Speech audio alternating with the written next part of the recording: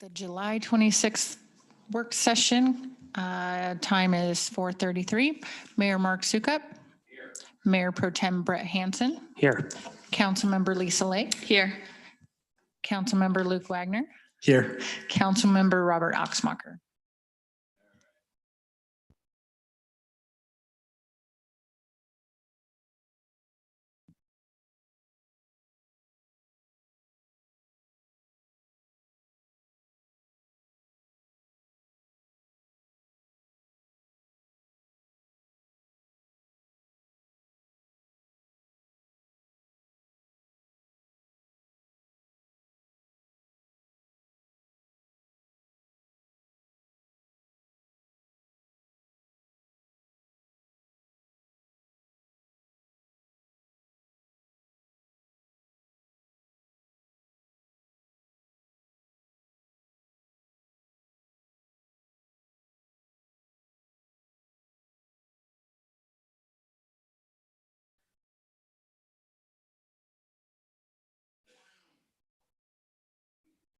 Session, don't you think?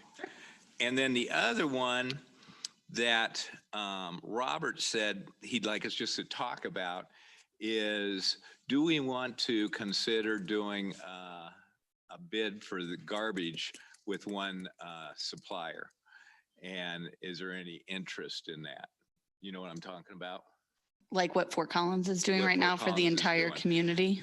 Right, but not, they got a bunch of I haven't read it much. They got a bunch of barnacles on theirs that I'm not sure I like. Well, I know I don't like, but I thought bring it up.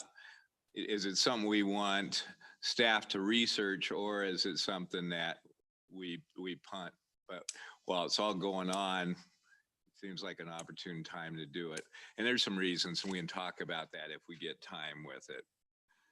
Mark, yes, if I sir. could jump in, with it not being specifically on the posted agenda, I'd feel more comfortable if we tackle the trash one. We can tag it in as an item for our next regular agenda and just make a discussion instead of action. I just worry about the open meeting aspects. I'm not suggesting that as an action. I'm suggesting we see if we have any interest in further reviewing it. I just get nervous. We're in a little bit of a legal gray area when it's not posted on an agenda. That's all. And I don't think we have a legal, do we have anyone on Zoom? Yeah, no, Carolyn and I are both on. If you guys can hear me, this was Lori Graham. And you're right, we're supposed to be talking about the elections right now. But we got to be able to bring up things as they come, or do you always have to have it posted? Yes, you always have to have it posted unless you do an emergency meeting. If something comes up and smacks you in the face, you can certainly get it taken care of within 24 hours. So would you add that sometime? And all I want is just a discussion item. You know, we'll get it for the next meeting. These guys have any interest in it or not, but it seems like it's something we ought to talk about. Yeah, we'll do the garbage for next meeting. And then Lori, I'm not sure your opinion. I would say the other is just literally logistical, not really policy driven. So no. I think it would be okay to bring up Lisa's point and get representation at that next MPO meeting. The mics weren't on, so I didn't hear the first one. I just heard the garbage one. So Lori, Lisa is on a committee called North Front Range Metro Planning, and she's done it for 4 years, I think, at least. And so she'd like to get off and see if anybody else on council would like to. Do we have to she can just do that at council reports, you know. All right, that's what we'll do. Yeah. Okay, easy enough. Great. So let's start with redistricting discussion. And I know Carolyn's on. And Carolyn, you gave us a great memo and stuff. So if you could give us the very executive brief section to us and then answer our questions as we sort of wade through it. That sounds great. Well, the memo pretty much speaks to it for itself, but the policy question is, do you want to refer a ballot question to the voters for this November election, you would have to give direction to legal counsel and staff to start preparing the ordinance at this meeting in order to make the deadlines for a November election. That's the election run by the county, so there's some cost efficiencies to putting a ballot question on that ballot for November. And the options that would be considered would be to eliminate redistricting entirely, to change the threshold for redistricting from 8,000 residents to a higher number. And if you eliminated redistricting or changed number of votes, clarifying when the council goes up to from 4 to 6 council members, if presumably that would stay at the same time as redistricting. Okay. That's it. Perfect, thanks. So here's what I thought we'd do is, what I always like to do is give everybody a chance to talk about their feelings as sort of groundwork, and then go into more detail and stuff. So Lisa, you look like you're ready, so. I don't quite know how ready I am, but for me, it's one of those issues that I don't have a super strong opinion as far as how it would go if we put it on the ballot. Without having really talked with community members, I would hate to, I'm always hesitant to put something on a ballot without having had discussions about the issue, but at the same time, this could be something that is just determined by them and then we move forward with it. So I don't have super strong feelings. I know that there was a whole committee last time who really researched it a little bit more. But I'm not so sure if we really want to take that time to do that at this point. So that's, it's not really clear on that, but I mean, anytime we go to the voters, they're going to speak their mind and we're going to hear what they want to say as to whether we do this or not. So. And so I'm going to just go through this time. I'll go, you get to go last, not Luke, I'd underscore exactly what you said. Since we're going to the voters, they're going to be able to decide. They're going to have the choice on it and have it with it. The only reason I see, I shouldn't say only, the most significant reason I see is that we always have 2 people running for every position that we have on the council. I think the worst situation we can have is where we appoint somebody. I mean, I think at that point, we've taken away the vote of the people and put it to the vote of a select minority. And so that concerns me. And we got lucky this time because we did have 1 extra, 3. But if you think about it, if we would have had an election with districts, we would have had an appointment of some sort, because Luke, you and Robert live close enough together, you'd for sure be in the same district, and we wouldn't have had another person to run in that district. And to me, that would be a disservice to the residents, and I think it's a disservice to the council too. And so that's the sole reason why I want us to take a hard look at this. Now, how we go about it, I'm not as adamant about or concerned about. Do we make 8,000? Do we take it to 20,000? Do we take it to 15,000? That part I'm not concerned with. Or do we sit there and do away with redistricting? Probably wouldn't go that far myself, but you all could have convinced me otherwise too. So I could be convinced to not go that way.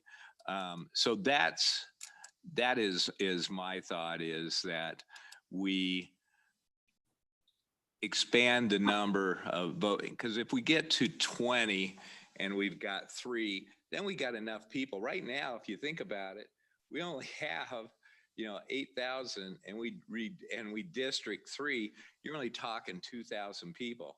I'm not worried about the voters and how it works. I'm worried about who wants to step up and be a council member out of 2,000 people when 8,000 is what we had when you ran and Robert ran, and we only could get 3 people. And that's my concern. Brett.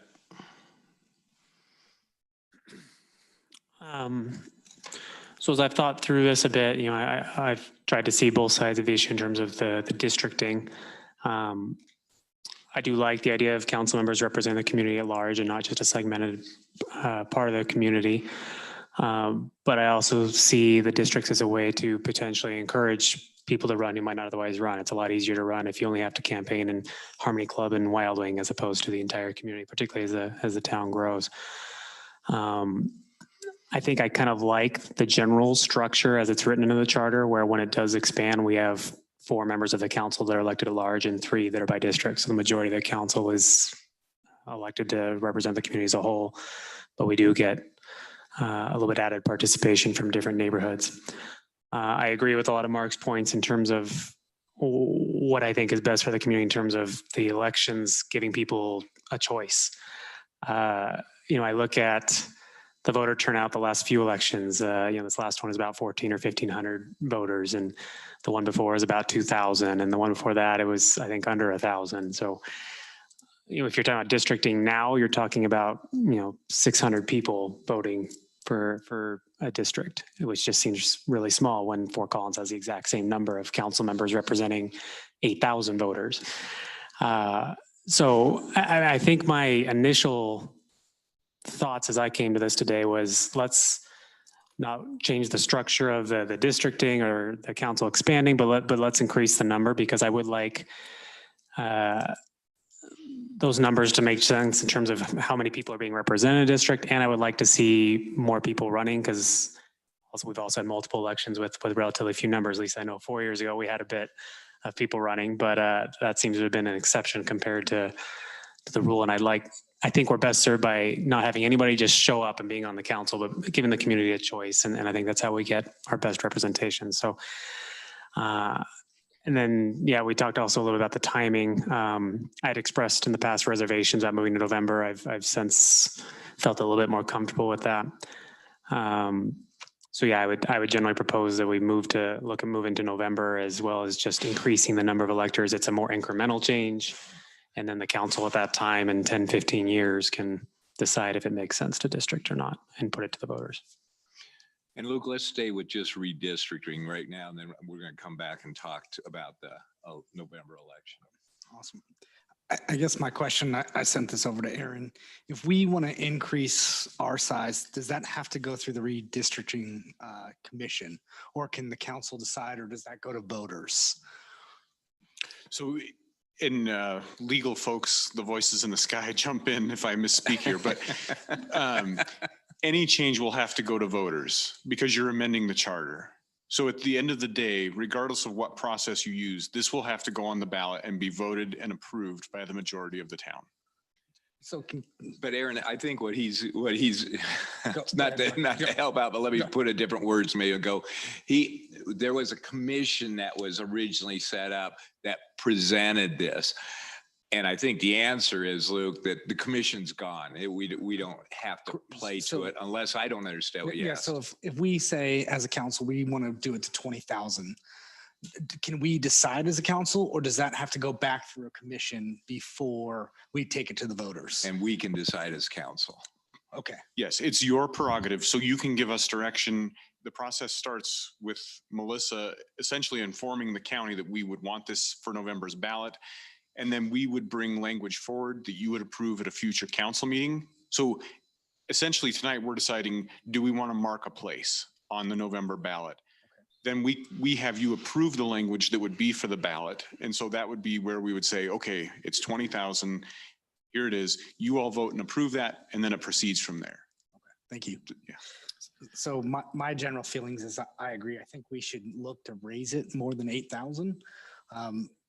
I agree with Brett on a lot of points, but when I was out campaigning, one of the things that I struggled with was getting around every part of Timnath, just geographically, going door to door. So I'm actually in favor of keeping the look of maybe districts for the future, because I do think it can become impossible or cost prohibitive for some people to get out there and do it. And I don't want cost to be something why somebody wouldn't run for town council. So see if my summary's right. I'm not sure. So I'm not trying to put words in your mouth, Lisa, but see, it looks like we're all in agreement that we like the idea of districting, but that you didn't express this. Three of us are concerned about the size of when the districting should take off, but you didn't make any comment. I just don't want to put words in your mouth, Lisa. Yeah, so when you talked about being concerned that there wouldn't be enough people running or anyone running, I actually did think, and then Brett said the same thing, as far as I do think it could potentially promote more people from wanting to run if they know they're kind of speaking for or serving for a certain area. But I do think I personally like the idea of the majority being at large, but then possibly having, 3 that are for districts and kind of distributing that. But everything else you said was accurate. So just so we're sort of, I'm going to throw out this. So I think we need to identify a number that we'd feel comfortable with and go from there, because I think we like not redistricting. We like districting. We like the system that's there, which makes sense. That's the town came up with the system. But at the time, they probably didn't, 8,000 probably seemed like a metropolis to a town that was at 1,000 or whatever it was back then. So I'm going to throw out a number just for lack of that I can move off of easy, is 15,000. And then here's how I got that. There was a little thought on it, being the accountant that I am, but that's 5,000 then on each district. At 5,000, I think you got enough people that you can get a couple of candidates to run, because we've been able to do that with the at-large deal, and that it's not so large that somebody can't go ahead and go door to door and hit it. It'd be smaller than what we currently have now, quite frankly, if you're doing an at-large vote. So I'll just throw that out and anybody speak up. So, go ahead. I was just going to say 16,000, but I like the idea of splitting it evenly. So I'm comfortable with 15,000 as well. So are we able to, and I read through this, but I don't remember if I saw it, where are we able to increase the number of council members prior to doing, is that something that you all were referring to as far as that, or is that specifically tied to districting? So the voices in the sky can correct me, but my understanding, we can say we want 100 council people. No, we can't. We can't say that. But it goes to vote. So right. Our vote really is the only thing we get to vote is to put it on the ballot. Right, but town will vote on whether they want it or not.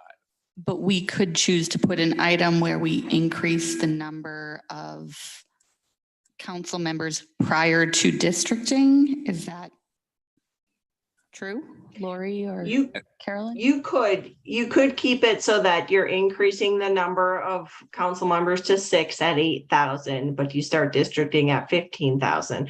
What we would have to think about is how that works for staggered terms.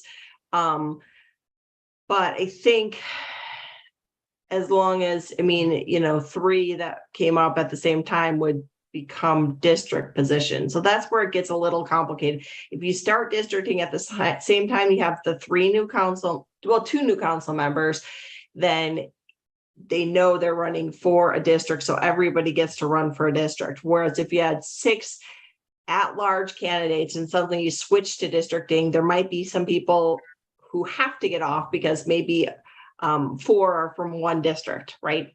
So then they could run for the 3, they could run for at-large or they could run for the district positions. But if you went from 3 at-large to 3 districting and say all 3 were from the same district, 2 of them wouldn't get reelected. Okay, thank you. And yeah, I think we're just looking at voting on what the number is for that mechanism to kick in. We're not looking at changing any other structure at this point, as far as I'm understanding the discussion. So. And it's been done once before because they had it at, what was it, 3? I mean, it was some really small number. 1,500. 15. I said it's a small number. Yeah. So 1,500. So, and then they raised that to 8. But the council did that, not an election commission or anything like that. And then, I think we voted. We had to vote on that. The community voted on that. oh yeah. Okay. But I meant going back to Luke's original question. And so, we can suggest a number. It actually, see, Lori's cheering right now because this would be a real easy change to make on the ballot. Because that all we'd be doing is changing the wording from 8 to 15 or whatever number you guys want. I'm comfortable with 15. I'm also comfortable with 15. I think we'd probably hit that in about 15 years from now, which would be Yeah. the council then can decide on districting and all that if it makes sense and go from there. Luke? Yeah, I'm good with 15. Okay. So I think, Lori, you're directed to prepare a ballot language to raise the fact that we will go to districting at when the voter, the same wording, I don't know exactly how it was, that was Sure. 8 is now 15. Sure, and I'll do a resolution too for the council. Okay. Or ordinance, probably an ordinance. Yeah. Okay. I think we did last time. Can I also clarify for Lisa's question, if you want to keep that you go up to 6 council members at 8,000, or will that follow the redistricting that you increase the number of council members at 15? I think we're really setting a problem with the new guys, and Lisa's nodding her head. You can't see that, Carolyn, but I think we're good with just changing to 15. Yes. Okay. So you're All right. saying that it will go up to 6 and redistricting will both start at 15? Correct? Redistricting will Thank start you. at 15. What's the 6 she was talking about? And adding the council members will happen at the same time as districting. Yeah. Yes. So, so when the town has 15,000 voters, we will move from 5 council members to 4 council members to 6 council members, and we will have districting. Got it. Thank you. You bet. Thank you for asking. All right. Second point is November election discussion and even or odd year. So we've got 2 things. 1, do we want to move to November? 2, if we do move to November, do we want to move on an even year or an odd year? We saw your calculations and how it can get convoluted on odd years, I will say. But why don't you go ahead and give us, again, sort of a executive summary there, Carolyn.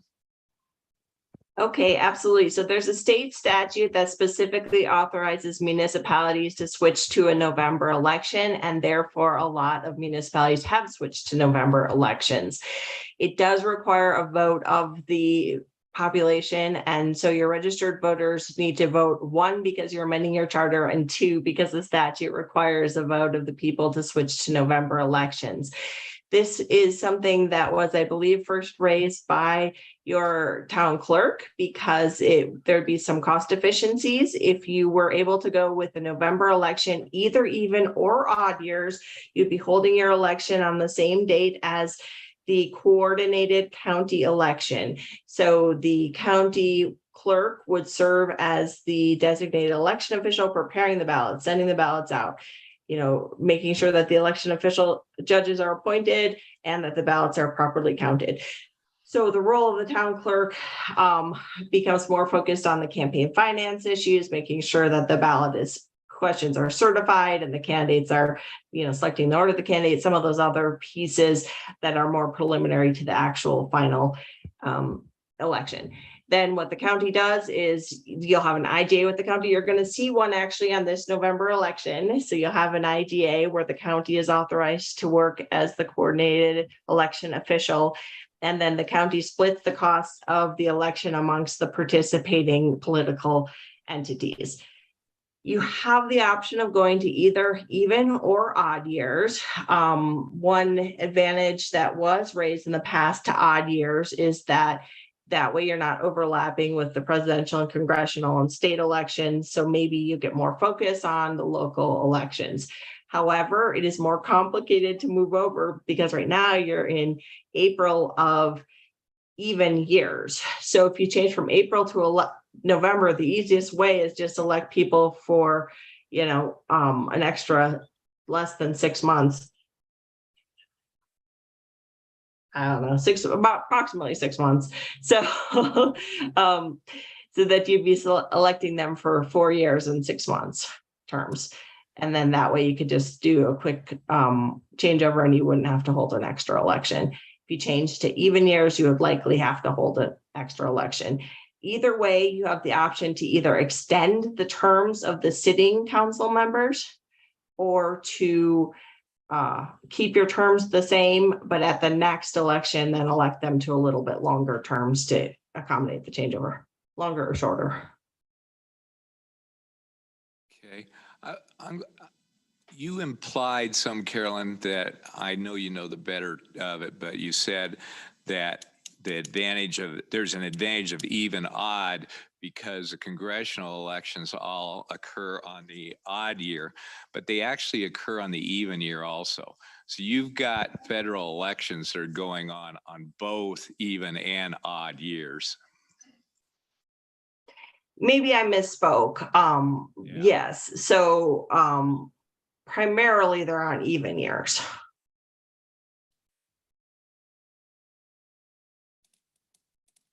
Okay. Right. Got it. And then Melissa, I think one of the issues here is cost. Can you give us a summary of cost in that? So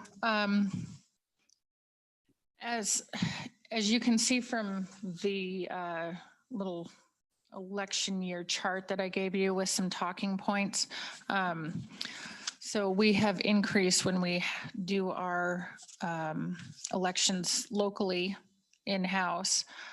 They start to cost 26% more every 2 years, which is actually pretty steady with county. But as entities start coordinating more with the county, the pricing for us to coordinate with the county will go down. So the more entities that coordinate, the cheaper it is for each entity. So that's where the cost effectiveness will come in. Not necessarily this year.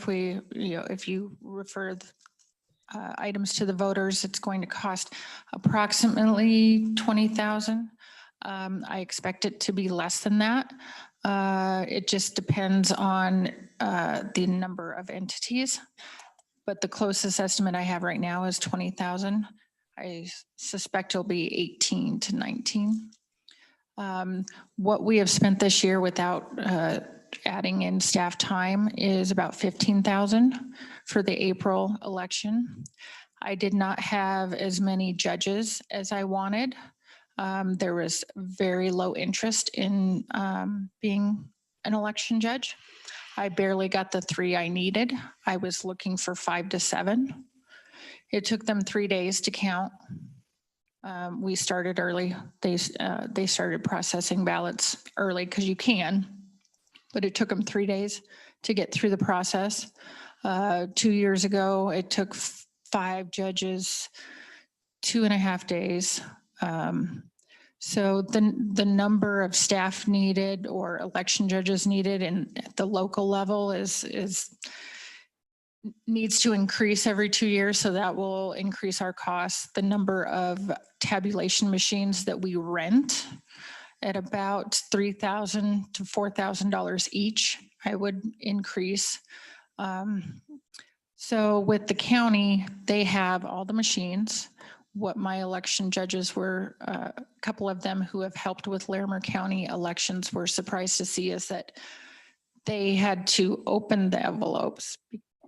At the county, they have a machine that opens the envelopes.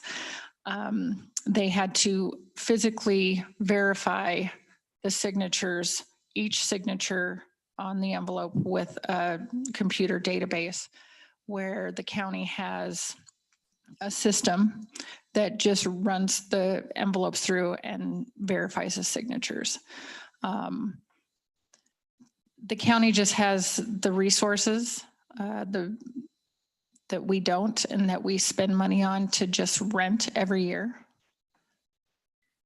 So.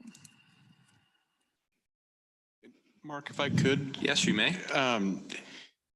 One thing, I'm going to put a little finer point on it. Melissa, what she didn't say is 3 days for her and the election judges puts us up against a state deadline. And so we are required to have that count done by the end of that 3rd day, correct? You have to have it certified 10 days after the election date. So if we don't start early counting, then it gives us a shorter amount of time to certify the election. So I might have had the specific days wrong, but the point really is without early counting and more election judges moving forward, we will be up against a state deadline. We may not meet that threshold because of the things that she's just outlined. So for example, hand opening each envelope, hand certifying signatures, all those processes are automated by the county, and we don't have that technology, nor would we probably want to invest in that, considering we just run the election every other year.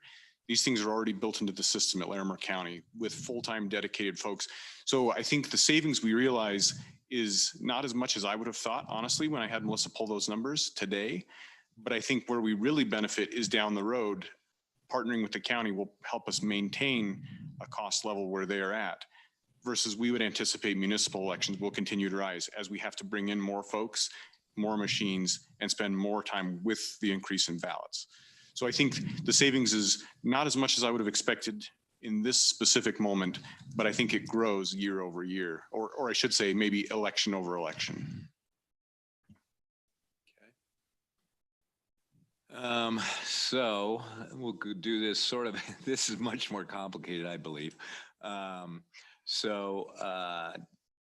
Just everybody throw out comments, not necessarily your position, but comments on this for your fellow council people to think about. And this time I'm going to start with you, Luke. Yeah, I think if we move to the county, I would support that move to the county first. I do think if we don't want to make the investment in the equipment, if we don't want to invest in more staff members, that's what makes sense to me. I think if they've already paid for their equipment and we can get in on with them, I'm okay with that. I like that idea. What I don't know, kind of just throwing this out, is this the first time the council's talked about this? Has there been a previous plan? Like, we're always going to keep them here? I didn't know if there's anything in the Always chart. keep what here? The elections in Timnath, like instead of moving them to the county. Is Well, there? Okay, so the only way we can move them to the county is moving our election date to match up with the county. Correct. Okay, so I'm sorry. No, so didn't I was just understand the making question. sure I didn't know if let me rephrase my question. I'm sorry. There's nothing in the charter or anything like that that requires us to stay in Timnath with this. So we wouldn't have to put this out to vote. We wouldn't have to make any. No, we amendments. would have to put it to vote because we're, right? Yeah. Oh, So okay. it says that we have April elections. So we are So it's the changing date. our chart to Yes, it's the November. So it's date. the date. It's Yeah. the date. Yes. Thank you. And Luke, just to add on, we talked about it very briefly as a council a little bit prior to this last election. But at the time, I think we had mostly agreed that we didn't have enough information at that time to make a decision before the ballot was needing to be ready to put out. So it came up, but it wasn't something that we felt comfortable deciding on at that time. Thank you. And I would like to hear what everybody else has to say about the even or odd years. About what? I'm sorry. Even or odd years. So moving to even or odd election Oh, years. okay. I just want to hear what everybody else has to say because looking at this, the moving people for the odd years actually extends terms by about a year. Year and a half. Year and a half. So I just want to make sure, I want to hear those thoughts on that if we move towards that. So, but I do think that we should move it to coincide with Larimer County and use their resources. Right. We'll come back to everybody. I think this is going to require a little bit of discussion. Carolyn, just so I have clear, as far as today goes, we just need to decide if we want a spot on the ballot for this question. We don't have to definitively decide odd or even years today, correct? You do not, except that I expect at the next council meeting, there would be a first reading of an ordinance that would be referring a ballot question to the electors. The deadline to certify a ballot question is September 9th. So I guess I'd have to look at your calendar to see if you could move it out. Well, to I mean, your first meeting in September. we could amend whatever ballot language, but we're not holding the process up if we're undecided on even or odd years today. Correct? Correct. Okay. I'm definitely in favor of moving it to November. I appreciate what Aaron, our town manager there, has shared. I do think it'll be nice to get out ahead of getting some cost savings rather than trying to play catch up. I do think it would be quite expensive if, as we get to 2,000, 3,000, 5,000 people voting in all of our elections, we just don't have the resources as we're currently constructed to do that. And then I guess when it comes to even or odd years, if I were to try to put it most succinctly, I mean, the thing I like about odd years is it does allow for a focus on local elections, on the town, maybe a little bit of distance from some of the partisan elections. But if you go to even, we could potentially have a better turnout because you do have more people voting and just a higher percentage of the community that would be participating. I wouldn't. Sorry, what was that? I think that's absolutely the case. Okay. I wouldn't support a path that extends our terms a year and a half. I think that just would be easily misperceived. I think that would look, people would have good reason to be suspicious of that we're expanding our terms by a year and a half without anybody voting. I think if we were going to go to the odd years, we'd have to go the route of following elections. People are voted for the 3 years and 7 months or whatever. Some of that time is over holidays, and so the amount of months you're missing is reduced. Going the even years, it is easier to extend. I feel a little bit better about extending our current term 6 months. I feel like that's less of a that doesn't squander goodwill or trust. So those are the general thoughts I put out. If I try to look at it either way, I haven't fully decided yet today if I'd want it odd or even. I have been like a fish out of water on this one. I have flopped back and forth so many times. As you all know, I originally was totally for that we move it to November. And then I got Melissa's sheet that said 20,000. I thought, well, is it worth the brain damage for 20,000 to sit there and go? Then Melissa gives another report, but added more info. I guess Aaron added more info of, okay, well, it does make sense more to go to November and stuff, and listening to that. And one thing that you didn't say, which I will bet becomes an issue, if not in the next 2 years, 4 years, and that is opening envelopes. I personally wouldn't want to open 1,000 people who lick their envelope and open them up. I'm really serious. I mean, I think that's, to me, actually what's going to swing me, that I want us with the county, as dumb as that sounds, because who wants COVID the second time? I don't. And I sure don't want to stick somebody else at risk either. That's not how you get COVID. You sure? There's data. Yeah. So anyway, well, maybe you get monkeypox.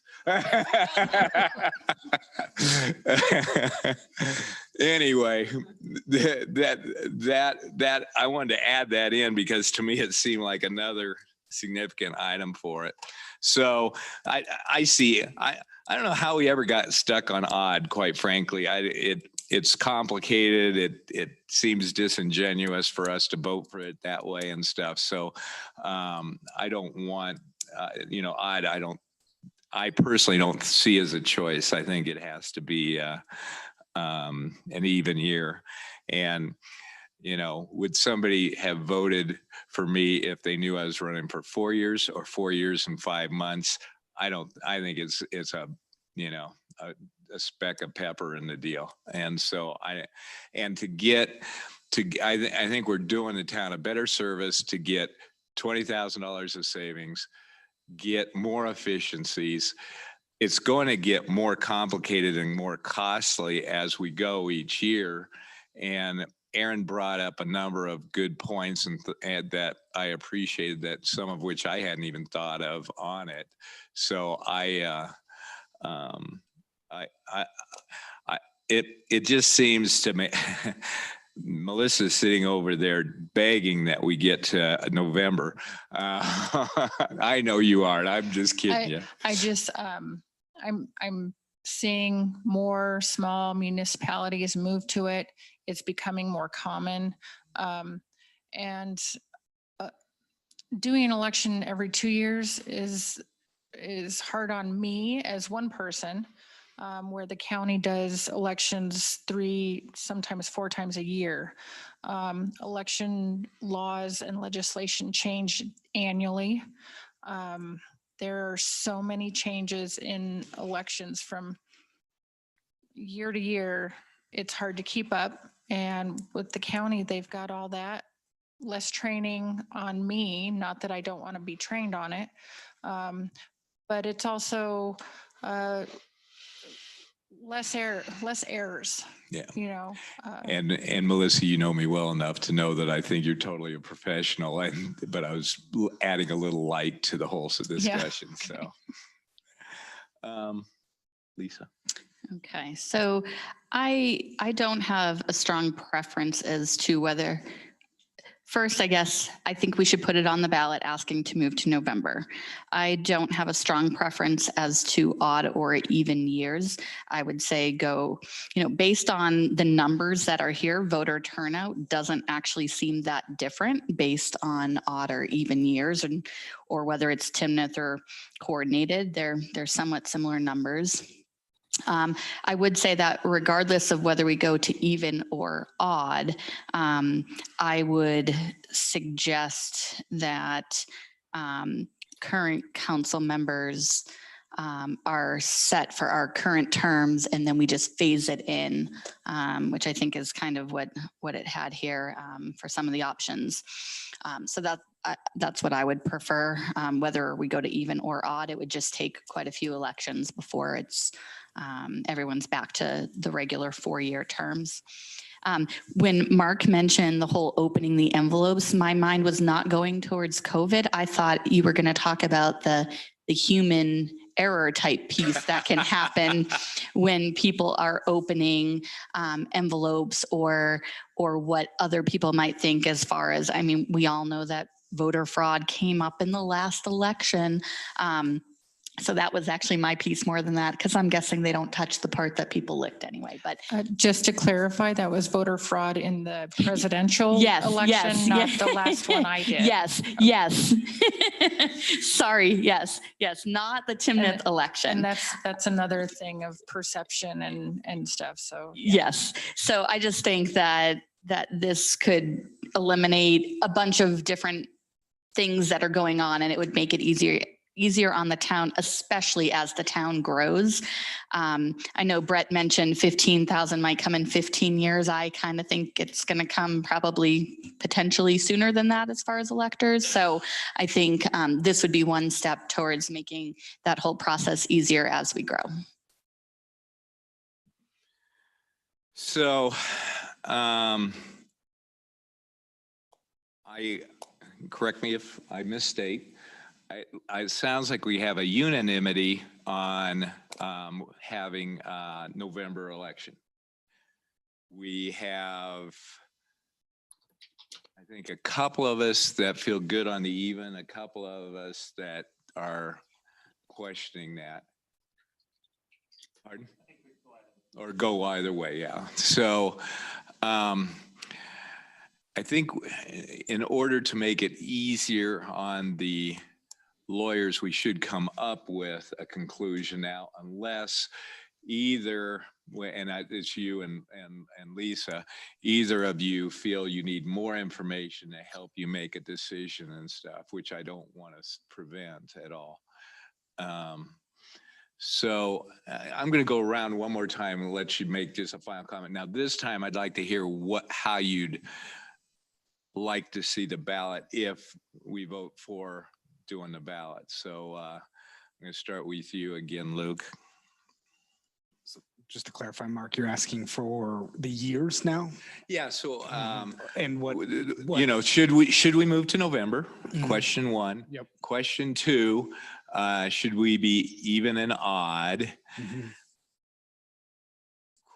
Question three, you said something that I got mixed up on, Lisa, so I might be mixed up here. I understood, and help me anybody, and you too, that even you just naturally go and let it go 5 months and then go. No, so there were two options that were presented, and the second option resulted in slower transition, which Where is on page 13. It's the phase transition. Yeah, so what I was suggesting is option one was where it extended the terms. Option for both even and odd.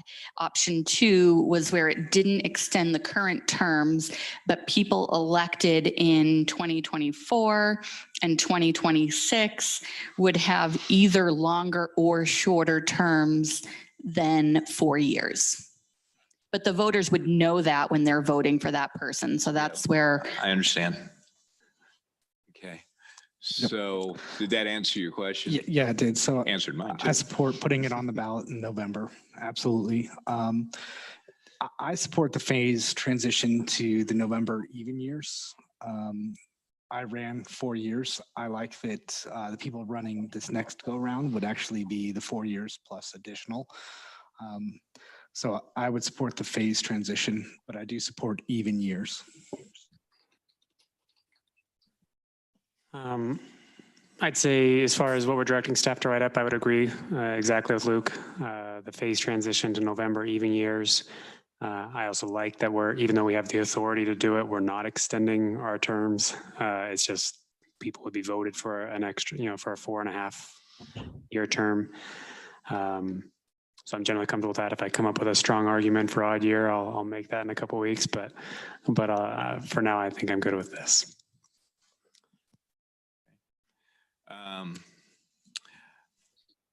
I'm definitely for moving to November.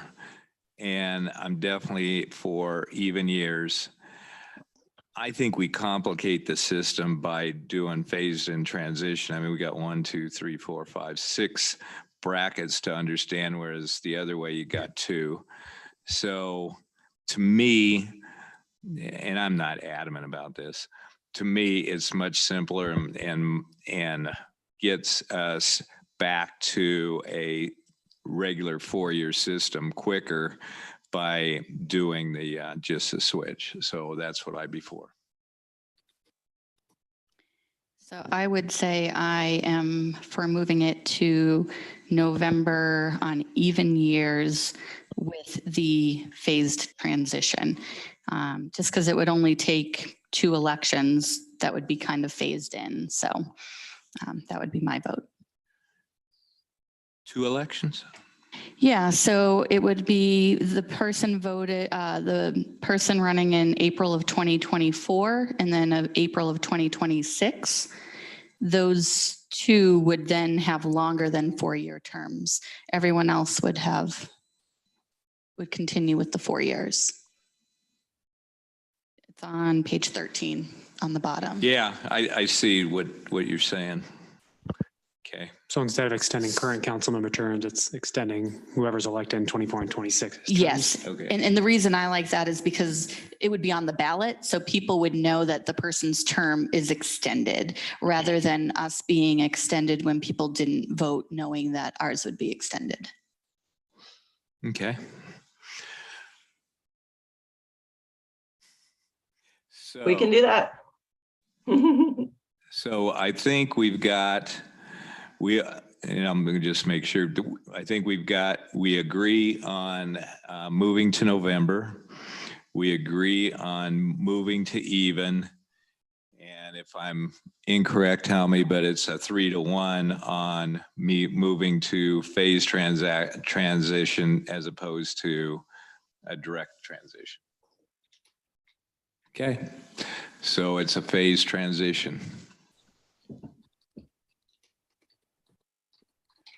Carolyn and Lori, do you got what you need? Yep, I sure do. Precisely. Yep.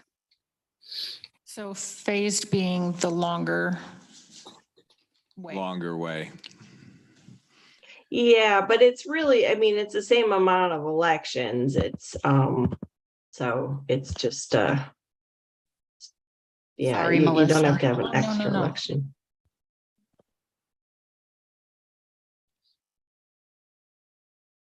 Are we all clear? Okay, thank you. Melissa, okay. I don't have anything else. Okay, good. Thanks, Lori and Carolyn. Thank you, You're so Carolyn, welcome. for your memos. They were great. Sure. Okay, thanks.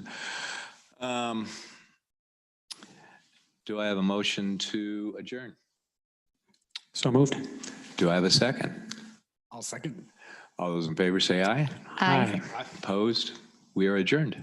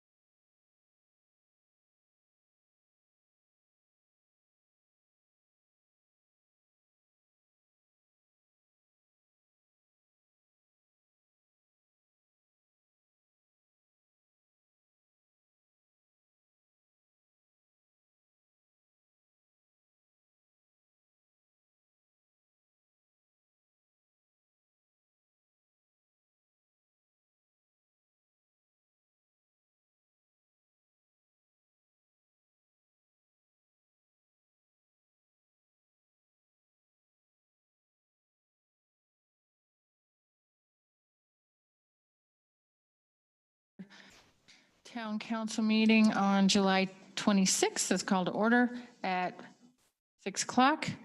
Mayor Mark Sukup, Here. Mayor Pro Tem Brett Hansen, Here. Councilmember Lisa Lake, Here. Councilmember Luke Wagner, Here. Councilmember Robert Oxmacher. And his absence is excused.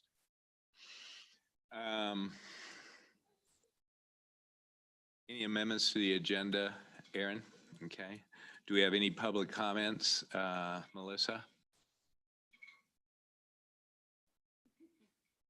Let's make sure. I'll keep going, but let's make sure.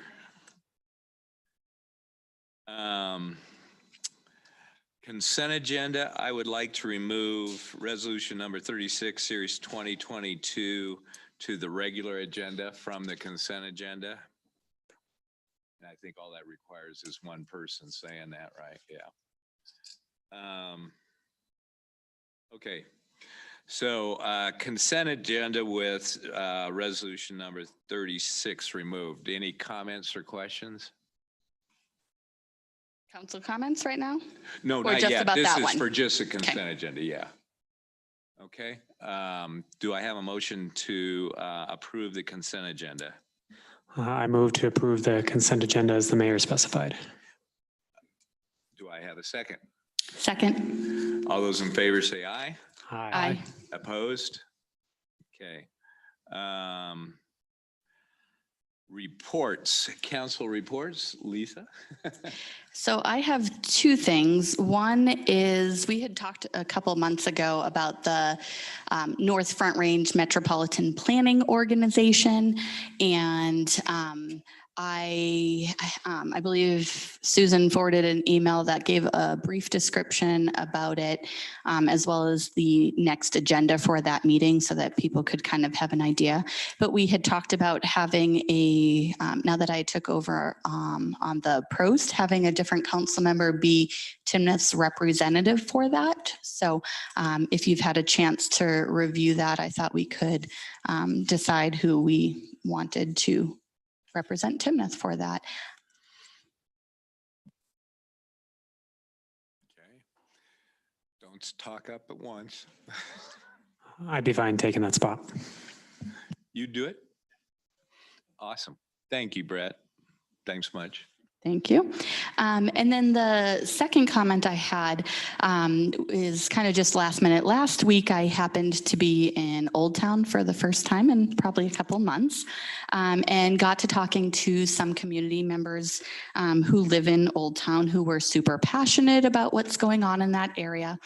And I know we have recently talked about the town-owned properties that are in the Old Town area, as well as recently talking about small business, the potential for small business incentives.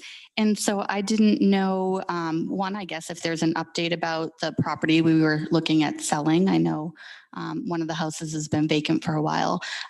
But with our current council, I don't know if we've ever really talked about the Old Town area and what council could or should do to, whether it's related to promoting businesses there or events or things like that. So I just thought maybe that's something that at a future meeting we could kind of review. And I don't see Kim or Callie here, but you know, we did there were a couple of events that used to be in Old Town that we've moved to the park, which makes sense for some of those events, but maybe that might be something we want to look at, implementing some smaller ones in that area or something.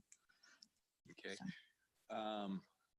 You didn't bring up the one thing, and I didn't realize that was one of the things you were talking, but we did get a report on the property that we're going to sell. Oh, I must have not seen that part. RFP for it. And I mean, I guess if you want to make any comment on where we are with the RFP, probably still waiting, being you just brought it up 2 weeks ago.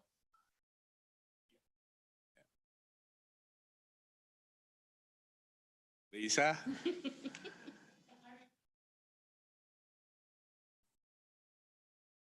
Okay. Perfect. Thank you. Thanks. And then I remembered this after right now too. Luke, didn't you and Robert have a meeting with town staff on town properties and what was going on, or am I incorrect on that? I think we had a meeting on Walmart and going through that process, looking at that, but I don't remember Okay, viewing. so Yeah. good. I just want to make sure we were all on the same base. Any other council reports? Go ahead, Luke. Oh, Luke. Yeah, I just want to thank the Finance Committee for their work on the audit report that's going to be presented tonight. Thank you, Lisa. That's a tough committee to be on and a lot of questions coming your way, so we always appreciate you. Thanks, Luke. Finance report, Lisa, do you have anything to add? Engineering report, Don, do you have anything to add? Sorry? I guess I should ask that too.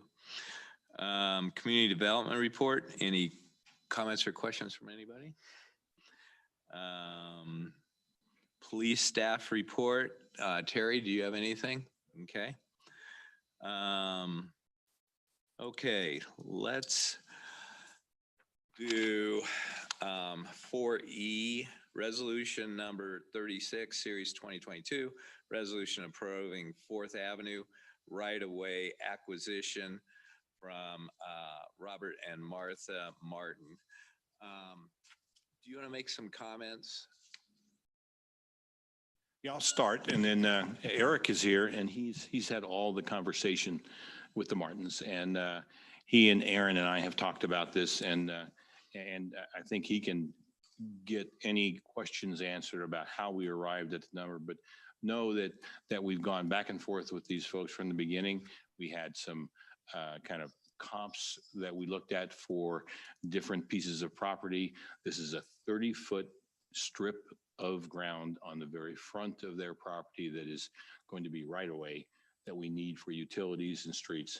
And so with that, I'll give it to Eric and let him answer any questions that you might have. And let me tell you why I pulled it from consent. Not that I'm against it or for it or anything else, but there's 2 issues in there that I thought we as a council should acknowledge and vote on separately. One is we're purchasing a right of way, and we do not have a appraisal or valuation on it from that's separate. And the second is we are converting the septic system to the sewer system.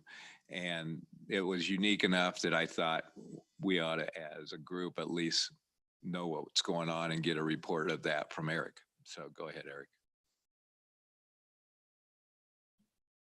Okay. Regarding the values, while we did not have a specific, and I'm going to go over stuff more than what's in the report, while we did not have a specific appraisal for the property, we did work with an appraiser when putting the offers together for both the right, which was previously approved, and the Martins property, to ask what land values were for similar residential type parcels for acreages in the area. And he came back with land prices in the range of $2.50 to $3 per square foot for vacant residential lands of 2.5 acres in size.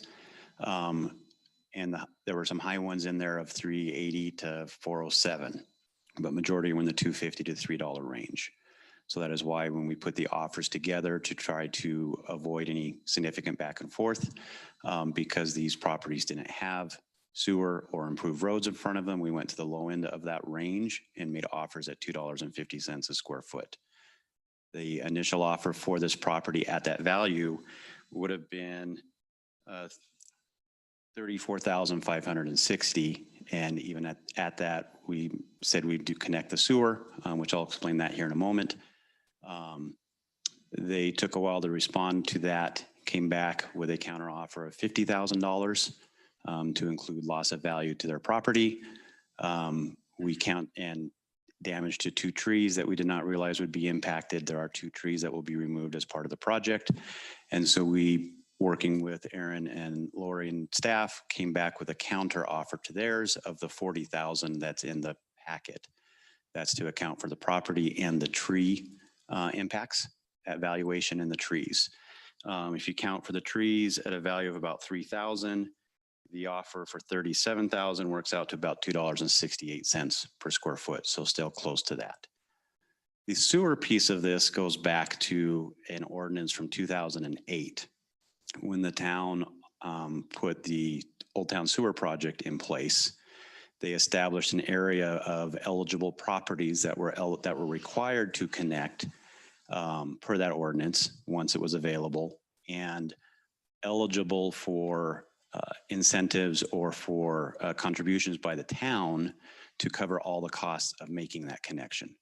And the ordinance covered the cost for the inclusion to the district, the tap fee, and the construction. Yeah, inclusion in the sanitation district. To the South Fork Collins Sanitation District, and the construction of doing that. That was done for all the properties in Old Town, worked out to about $25,000 per property in Old Town, spanning a time frame of 2013, I believe we started making the initial connections up through 18. Both the rights in this property, we were not able to connect to the sewer at that time because the sewer, they're downhill from Kern and could not get their properties to gravity drain back to Kern. So these were two properties that could not be connected until Timnath Landings completed the sewer coming through their property from the east. So in line with what we had offered the other properties, we made, as part of the offer, confirmed to them that the town would, under the old original ordinance, make the sewer connections for these properties. Yeah, Now, just to add one thing, excuse me, Eric, the landings are, per the agreement with the landings, they are paying for the extension of the sewer all the way to this point and down 4th Street. So there was an urgency on our part to make sure we had this right of way in place before they got to that point, which is getting soon. no, even though the ordinance offered all these things to the residents, there is the last paragraph in the ordinance is that this is all dependent on the town council allocating the funds to do it. So currently there's been no funds allocated for these two properties. So there's the historic, not incentive, there's a historic precedence that it has been connected, but there is the possibility to terminate those offers and not fulfill the obligation any further. When we made the counter offer to them of 40,000, we made that contingent that we would connect the properties or connect the sewer as long as the town did not incur any additional expenses towards acquiring this right of way. If the town incurred additional expenses to acquire this right of way through condemnation or an increased value, the offer to connect and the value of that offer was removed, and it was now contingent on them to make the full connection as an incentive to try to help them try to come to a conclusion of this right of way acquisition. Which I had a lengthy conversation with their attorney about those things and told him that, okay, this is your last offer. If you reject this, then we will condemn, we will get the property, and you won't get the cost of the sewer. So I think that contributed to their saying yes. And in the offers, we did note that it was contingent on council approval of the whole package. So we were making the offers in good faith, but it was contingent on what the council finally approved. This offer or this value, the $40,000, is more total dollar wise than what the rights were paid, but it is also about twice as much property. It is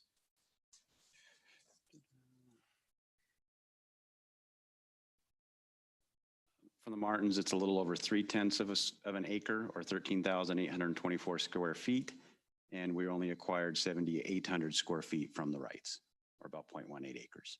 So it's not quite half. Yeah, and it's about 12 cents per square foot more than we paid the rights.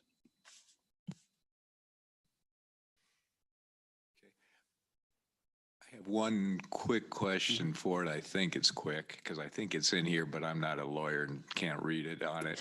Is that this is somehow contingent upon annexation, them signing the annexation agreement to the town for that. It is not contingent on the annexation because we did not want to hold up the acquisition to getting until the annexation was done. The purchase agreement and offer agreement that's being signed stipulates that annexation will also happen, but at a future date because that requires a different process. We wanted to word it that way so that it wasn't thought that the annexation was being approved tonight also. So we are requiring them to annex, but that will come through as a separate approval process. So Lori?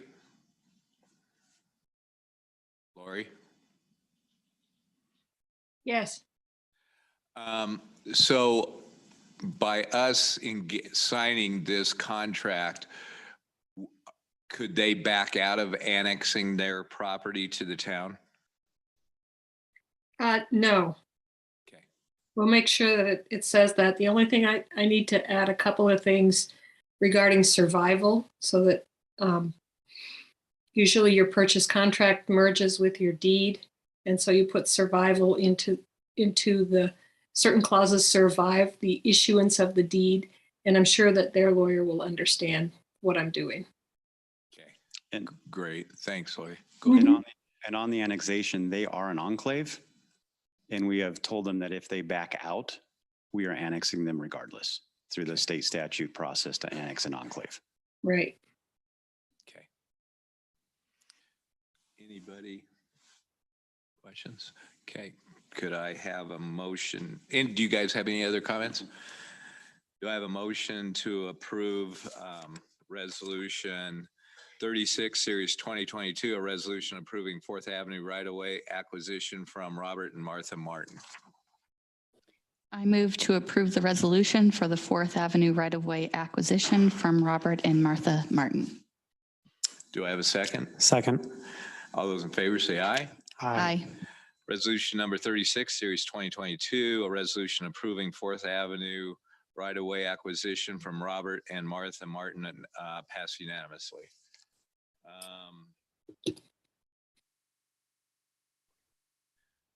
Resolution number 38, series 2022, a resolution accepting the 2021 audit performed by the Adams Group LLC. Lisa. Thank you.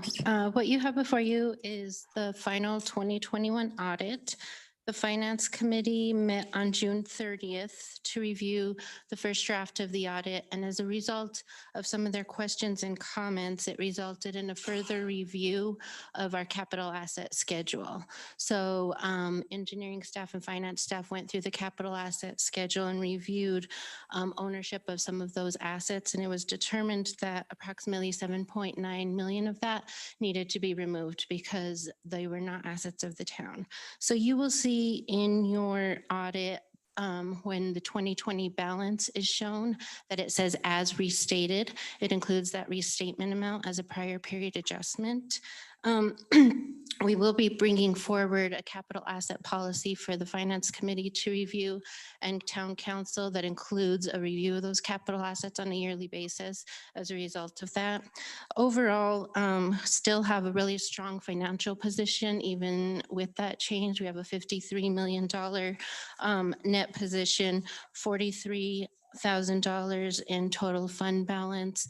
I don't want to read through the entire thing, but I would encourage everyone to read through the management discussion and analysis. It provides a good overview of the financial picture for the year. And I'm available to answer questions. And I have Eric Miller here with Adams Group, who can also go through the audit process itself. Great. Eric, do you want to come up and make any comments?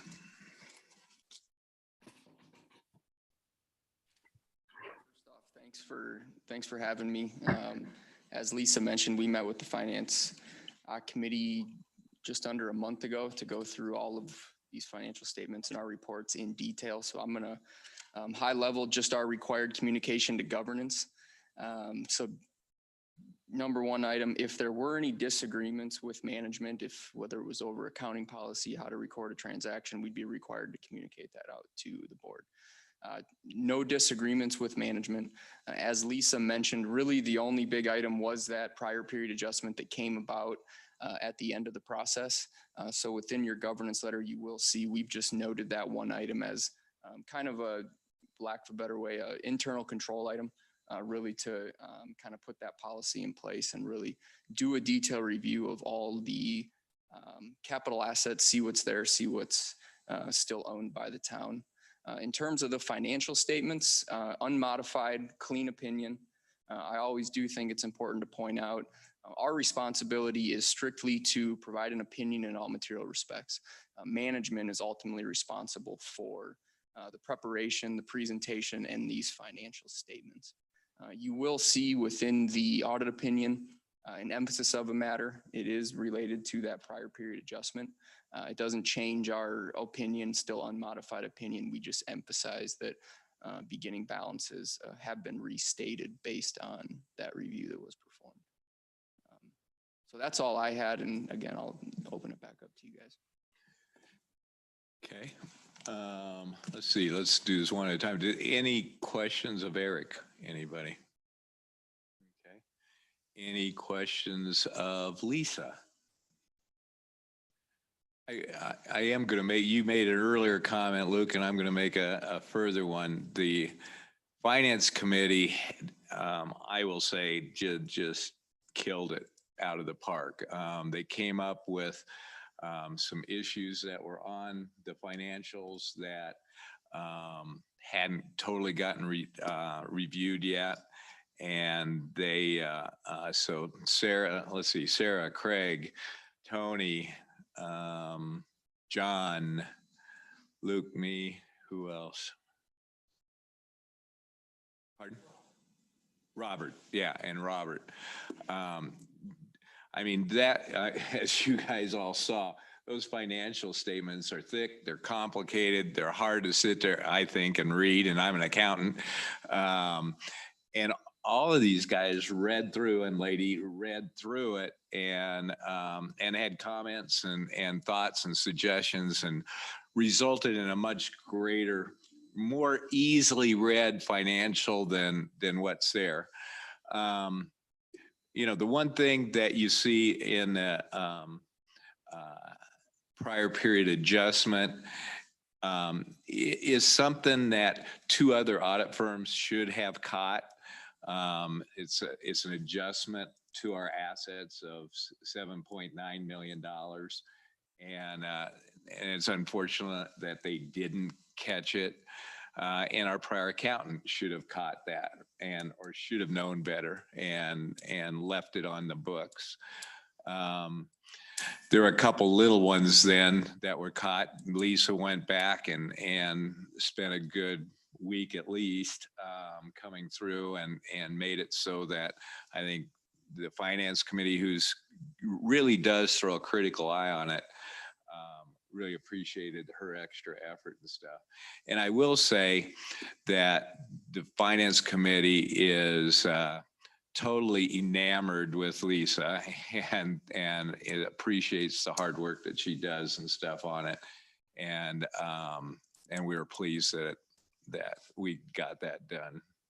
Luke, I'm setting you up if you want to make any comment.